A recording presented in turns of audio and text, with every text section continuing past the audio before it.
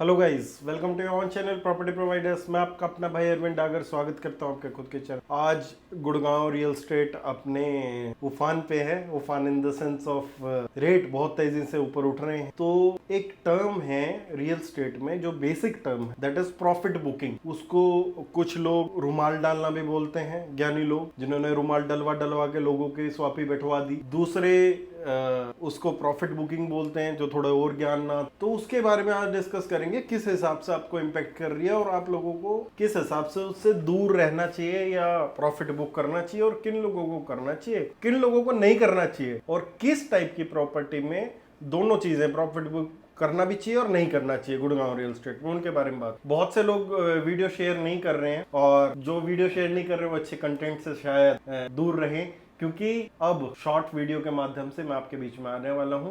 एक सीरीज कल सुबह 10 बजे से शुरू होने वाली है। रेगुलर वीडियोस आएंगे सुबह 10 बजे। 30 प्रॉपर्टीज, रोज एक ब्रांड न्यू प्रॉपर्टी आपको दिखाऊंगा। ब्रांड न्यू मतलब रेडी टू मूव प्रॉपर्टी, जिनका कोई जिक्र नहीं है बाजार में, क्योंकि वहां से कमीशन थोड़ी कम मिलती। तो एक रोज आपको रेडी टू मूव प्रॉपर्टी दिखाऊंगा।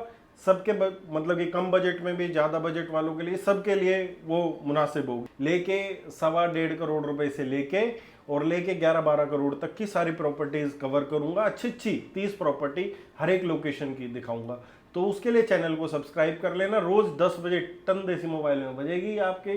जिन्होंने बेल नोटिफिकेशन ऑन कर रखे वो भी कर लेना, और वीडियो शेयर करते रहना। सब्सक्राइबर पहुंचाओ, बढ़िया। टाइम नहीं मिल रहा वीडियो करने का, अदरवाइज तो मैं और भी वीडियोस करता। हाँ, प्रॉफिट बुकिंग की बात। आज क्या कल्चर आ रहा है, चाहे अभी क्या है, एक बहुत नामी कंपनी है गुड़गांव की, और बहुत सी कंपनीज और हैं जिसमें खेल खेला जाता है। उसमें एनआरआई की अलॉटमेंट पहले होनी है, तो लोगों को बोला जाता है कि जी आप ऐसा कीजिए, आप अपना आपके नाम से यूनिट बुक हो जाएगी, कंफर्म हो जाएगी, उसके बाद आपके प्रॉफिट में निकलवा। फिर कुछ लोग ऐसे हैं द्वारका एक्सप्रेसवे पे यहाँ पे, जिसमें पेमेंट कम जानी है अभी 2 साल में। उसमें क्या किया जाता है, क्या अलॉटमेंट हो चुकी है जी, आप ये ले लो। मैं इन्वेस्टर्स का ग्रुप उसमें घुसा दिया जी, 10 लाख रुपए, 15 लाख रुपए पे ऊपर आप लोगों का करवा के हम करवा। ये मार्केट प्रैक्टिस ही मार्केट को बैठा। अगर क्योंकि ये हम लोगों ने देखा है, इसलिए आप लोगों को प्रैक्टिकली फील करके मैं बता दूं। ये ही सिनेरियो जब पीछे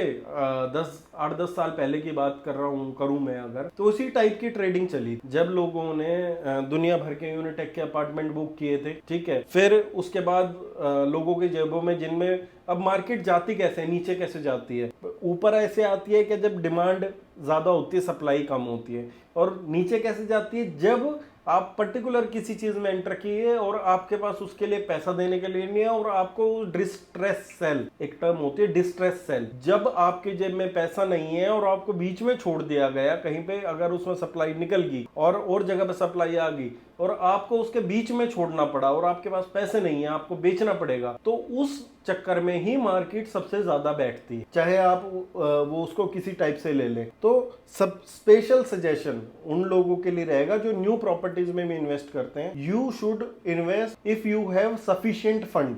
अगर आपके पास होल्डिंग के फंड्स हैं तो आप उसमें इन्वेस्ट कीजिए।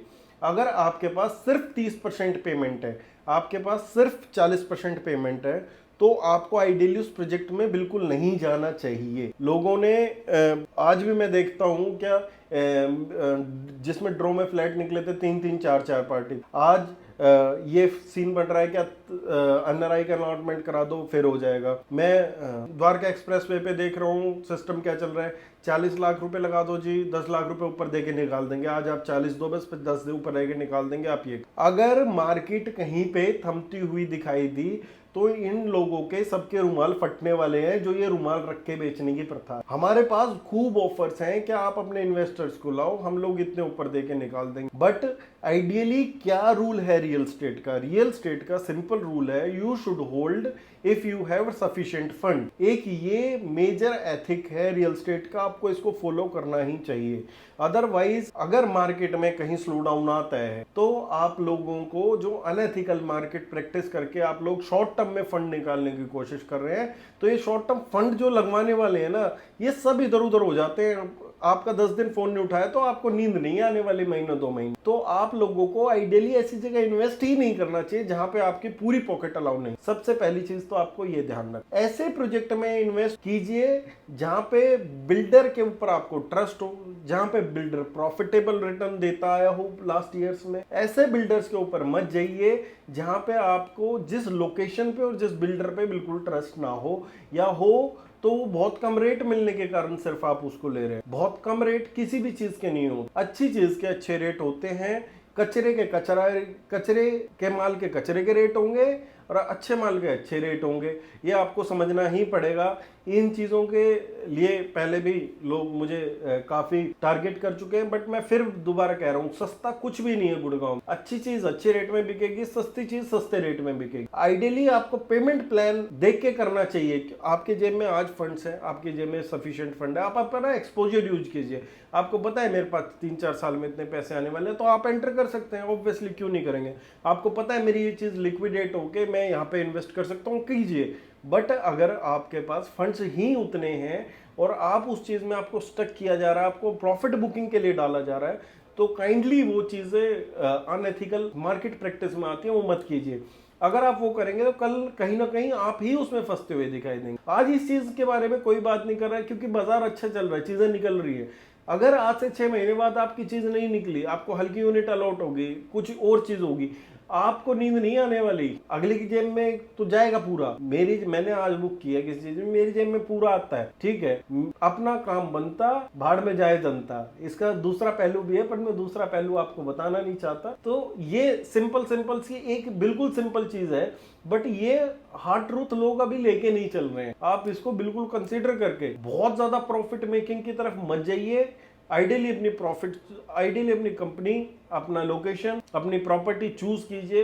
हाँ, आपके पास पैसे होने चाहिए, जरूरी नहीं है आप उसके पूरे पे करें। मैं ये कहता हूँ आपके पास अवेलेबल फंड्स होने चाहिए, आपके पास जुगाड़ होना चाहिए, पर ये नहीं है कि आप उस पर रुमाल रख दें और आपकी गूदड़ी में दम नहीं है। आपकी गूदड़ी में दम हो जब भी उस पर रुमाल रखना, नहीं तो आपकी गूदड़ी फटने में टाइम नहीं लगेगा।